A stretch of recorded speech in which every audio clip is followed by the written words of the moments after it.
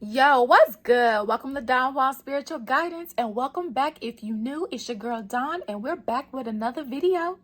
All right, so today we're going to talk about bullying and not dimming your light for anybody. Okay, so for those of you that may or may not know, I do receive channel messages from the Holy Spirit. Okay, so I was guided to share my story, my testimony about bullying, and basically how I overcame it. All right, so when I was in grammar school, I was going to a public school first and foremost. All right, diverse, okay, as ever. I loved it. In fact, my mom was working at that same school that I was going to, and I had no problem with it. I thought it was pretty cool, right? And then all of a sudden, in the middle of my 5th grade year, I'm told, hey, you're transferring. And it's like, whoa, wait a minute, why am I transferring? What's going on? Well, I later found out why when I got older.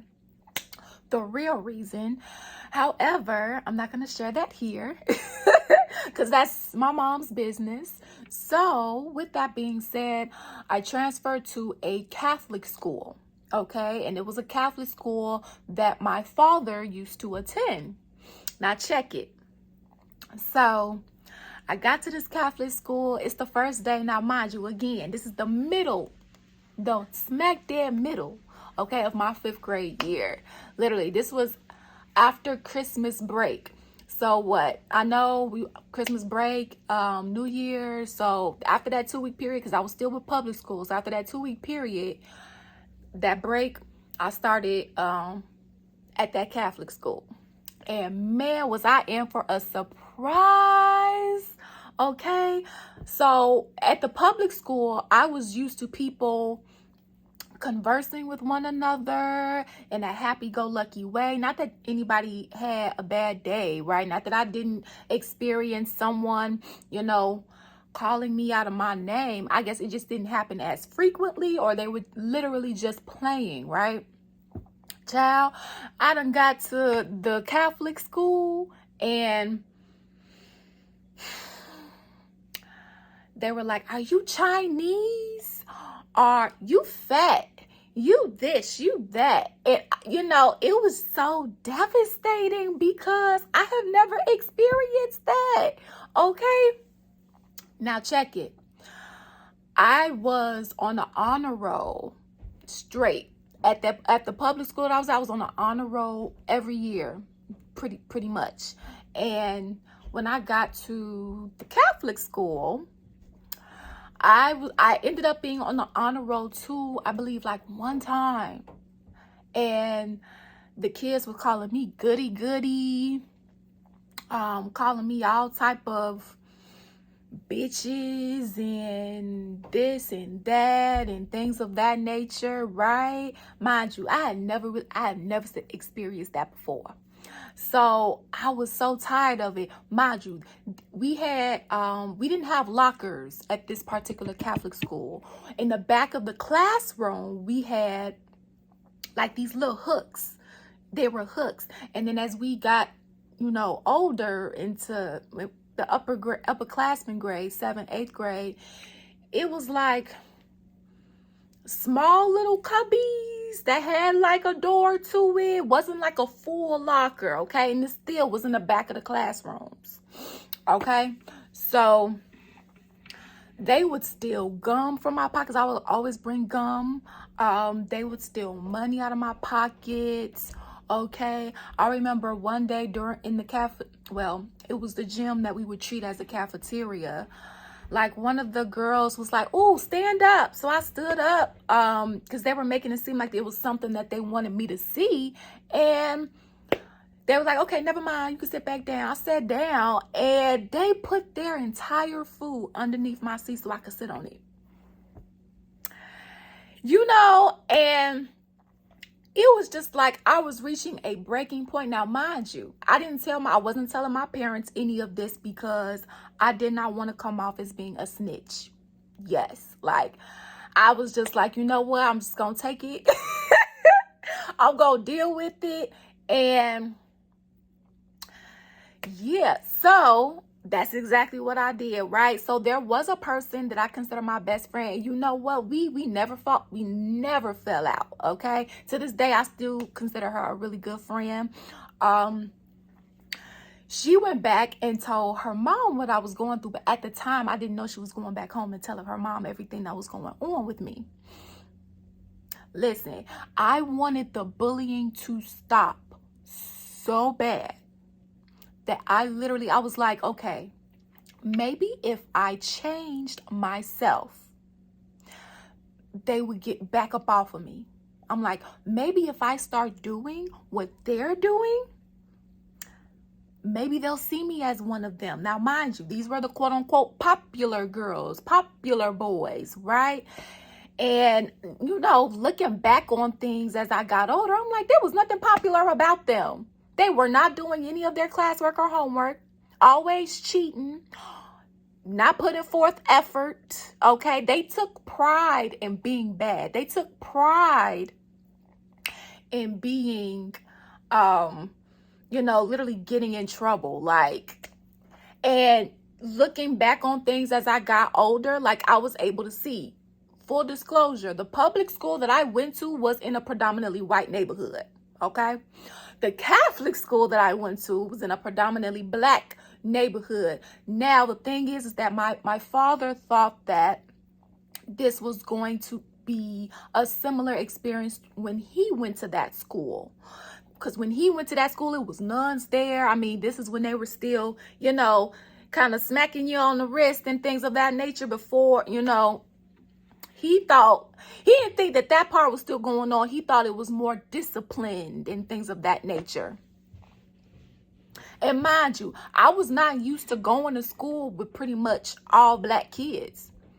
There was the principal was Caucasian, and I had one teacher, and that was my only the first teacher that I had at that school when I first transferred in that 5th grade. He was Caucasian. Though that was the only two in that school. It was no diversity, which wasn't what I was used to, right? So back to how I decided to handle things when I was in 5th grade. So I was like, okay, let me just become them. So I started to strip down who I was as a person so that I could fit in with them, because I didn't think they liked me. I didn't think that they liked my personality. I didn't think that they liked where I came from. I didn't think that they liked how I look because of everything that they were saying. You know, I didn't think I was good enough because I felt like they were treating me like straight up shit, right? And I'm thinking like, well, if they thought I was cool, they wouldn't treat me this way. So maybe there's something wrong with me. Maybe I'm not pretty. Maybe I am too big. Maybe I am a goody. Maybe I'm not dipping my foot in to the dark side enough. Maybe so these were the thoughts that were running in my head. Okay. And by the grace of God, I did not, during this particular time, I did not have thoughts of suicide or anything of that nature. It was more so of going into survival mode. To survive this school, I'm like, okay, I got to survive every day. So mind you, instead of me focusing on my work, I'm focusing on surviving. Terrible. Right? Looking back on things as I got older, right? So I stopped doing my homework. I stopped doing my classwork. And if I did do it, it was half-assed. Okay? Half-assed. I took pride. I started to take pride in being in trouble. I was not so much of a person that would use curse words and be in this defiance type of attitude, child. I started. I was using every curse word in the book. I started to mimic like their patterns, their behaviors, what they considered and perceived to be cool and down and chill and popular, right? That's all I wanted. At the time, I just wanted to fit in. I just wanted to be left alone. I wanted peace. And I thought that was the way to go and get it without having to tell my parents or be a snitch to any teacher. bad mistake, wrong mistake. Don't do it. Don't do it. Okay? Because let me tell you, that same pattern and habit, that survival mode mechanisms that I developed to make it through. So the mom of the friend did tell my parents at the end of the summer of my 5th grade year. And I begged my parents, they was coming at me too. Nikki, why didn't you tell us? My nickname is Nikki, yes. Why didn't you tell us? Why didn't you, da-da-da-da-da-da-da-da? And I was just like, I was scared. I thought you was going to do something because who wanted their parent to come? Back then, like, who wanted their parent to come up and fight? That could make something worse, So, no, they did not take me out of the school. I'm a Capricorn. I love stability. I need stability. So I just said, screw it. I'll just stay here and I'll manage. And I managed. It just was not to my fullest potential at all. Like, no, not at all. Like, I didn't learn as much as I could have, right? If I wasn't so busy trying to fit in and actually paid attention to what was going on, right? The principal was always in our room, okay? Because a lot of us took pride in being bad, okay? I remember the teacher walked out of the room and some people got on the desk. I got on the desk. Some stood on the chairs and we started, what was we doing? We were singing, bounce left and right and let your shoulder lean, hey, shoulder lean. Okay, like we just took pride, throwing paper, throwing pencils, cursing each other out, cursing the teachers out. And don't let a substitute teacher had came. We was walking and running all over them. Baby, took pride in being bad. Listen. So that was my direction, so much so I think I graduated grammar school with like a 1 point something. Fast forward, high school, right? So I never unlearned these patterns that I developed in 5th grade that carried me on out through 8th grade, right? Graduated, went to a Catholic high school, okay? And so I had this persona that I had developed in grammar school in a sense, to protect me, right? To help me make it through. And it just stuck with me, the same habits, right? I wasn't always completing my assignments. I was relying on other people to do it so we could, whatever the case may be, right? I wasn't at my fullest potential. I still had these bad habits. The end of my sophomore year, I had a 1.5 GPA. Okay, because I was so worried about fitting in, too focused on the social relationships, the aspect of it, making sure, because I had that fear like that I wasn't good enough, because in the back of my mind, it was just like they wouldn't have bullied me so bad if I was cool enough, if I was dope enough, if, they really was into me. Child, listen. So it was the summer of my summer before, right? It was the summer Michael Jackson died, okay? So it's the end of my sophomore year, and no, my parents, it was unacceptable, okay? Because both of my parents are educators. They're retired now. They were educators. And they wouldn't let me I could have got my license earlier than I got it, but they was like, no, because your grades aren't good. Just certain things they wouldn't let me do because my grades weren't good. Then we came up with a earning system. Okay, you get this, you do this, you can get that. Okay, you get this, then you can earn that. And that started to work. Though, fast forward, so Michael Jackson died, and that was kind of like my coming to Jesus moment because I love Michael Jackson so much. And a lot of interviews was coming out, like not just interviews, these were unreleased type interviews, right, that they were releasing, that Michael Jackson had. And then after really seeing his life, seeing what he went through, the turmoil, the trauma, and how he handled it, and how he expressed himself through his music, and how healing it was, not only for him, the world, right, for the most part. It just really, really inspired me to just get on my shit.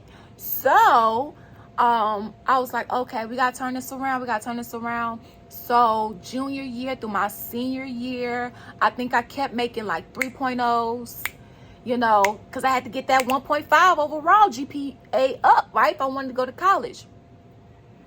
And I also noticed, you know, when I was 12 years old, a lot of people would come to me for advice, adults, teens, kids, for whatever reason. And I was like, ooh, I actually like this. Let me see if I can make it a profession.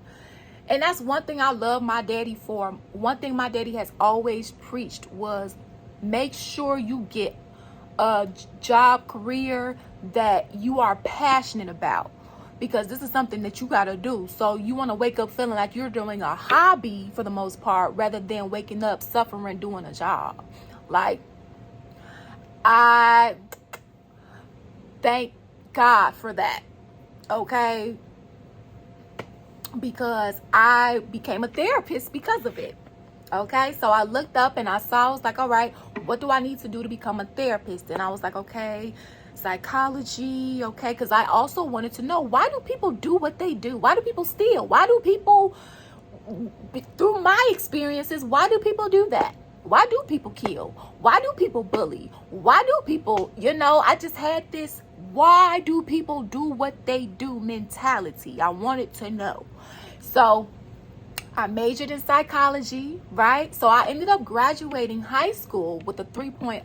No, I'm sorry. Let me not. Scrap. I graduated undergrad with a 3.0.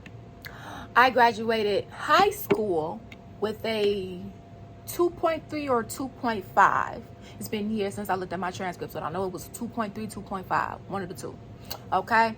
And so when I got to undergrad, I was able to take the newer adapting behavior patterns that I developed those last couple of years in high school with me along, because, you know, I ain't gonna lie, I was a party girl. A party girl that also knew, look, I have a plan. I need to make sure I can get my master's, right? So I ended up graduating undergrad with a 3.0, and I ended up graduating so I went right from undergrad. I graduated undergrad when I was 22, and I went right on into my master's program that same summer. So graduated in May and started my master's program that August. And it could have been a 3-year program. I did it in 2. I chose the 2-year route. Graduated in 2 years. So I do have my master's, bachelor's in psychology, master's in counseling psychology, and I did a year later end up getting my license as a licensed professional counselor. Okay? So please do not allow anyone to dim your light. Okay? And if anything, know that you can do it. Know that you can do it. Nothing's wrong with you. You're cool, you dope, and you got it going on. And don't let anybody tell you different. You want to know why? Because you never know who someone may have at home that's telling them things. Right? You never know. Those kids in my grammar school, as I got older and got into psychology, got into the counseling aspect, and realized the neighborhood that school was in, and realized where some of those kids were living at that time, you know, I started to understand where some of those things came from, right? And I met some of the parents of them, and generational trauma is very, very real. And it's, you know, one of those kids' parents was having cancer. Another one's kids, you know, those parents had domestic violence issues, right? And a lot of those kids, mental health was extremely frowned down upon, okay? When I was in grammar school, so on and so forth. Back then, it's a little bit more appropriate now, which I am so glad. I wish it didn't have to take a pandemic to make that happen. Anywho, I realized that, when it comes to bullies, you never know what they have going on at home. They could have a parent, everything that they doing to you, they could have a parent or somebody in their household that's doing that same thing, and that's the way that they're getting their anger out. And no, it's no excuse. Sometimes somebody just might be jealous of you, and they want to take you off the face of the earth, or they want you to go away, or whatever the case may be. And no, they're not going to tell you that because they don't want you to know. Of course, like, no, I'm not going to tell you I'm jealous of you, or I don't like you because I think you're pretty, or whatever the case may be. No, I'm going to make you feel down about yourself. Okay, so you don't see the dopeness within you. Let me tell you, you are smart. You are important, you're beautiful, and you got it going on, okay? You are rich, you are wealthy, okay? And when it comes to these people, these quote-unquote bullies, please understand that if they do have something going on at home, it has nothing to do with you. And no, they should not be taking their anger out on you. And no, they should not be treating you that way. And it's not fair. It's not. Also, if you are getting treated a certain way, that does not mean that anything is wrong with you. And you do not have to dim your light for anyone. 9 times out of 10, they probably don't like you because you do have it going on, and they're not getting that support or that uplifting or positive, effective communication from home. Are they going to tell you that? 9 times out of 10, they probably won't. So that's why it's so important to have some sort of a mentor, to have some sort of, I'm a vouch for therapy. I have a therapist, and I love it. I love therapy. It's like if you can have a doctor for your physical health, right? To make sure that if anything goes wrong, you can go and check it out. Same thing with a therapist. You mean to tell me if I'm stressed out, I have somebody that I can vent to, that can give me some feedback, and they keep my business to themselves? What? Are you serious? You mean to tell me that I can have someone that if I don't trust my parents or I don't trust some of my friends, I still have someone that I can trust that can help me? So that I don't have to be stressed, so that I can focus, so that I can have peace around me, so I can perform well at my job and with school and other activities that I might be involved in. That's dope. That's dope. Literally. So be yourself. Be yourself. Don't let anybody trick you out of being you. Because remember, I don't care if you have a twin, triplet, quadruplet. There's still something within each of you that would make you you. Rather, one likes rock, one likes hip hop, one likes, whatever. One is emo, the other one is prissy, the other one is, still, there's only one you. And who gonna be you if you not you? Being you is a superpower. I don't know if anybody told you that. Being you is a superpower. Okay? And your story is valid. Just like my story is valid, your story is valid. And don't let anybody tell you different. Okay? I love you. Peace out. Deuces, Don Juan.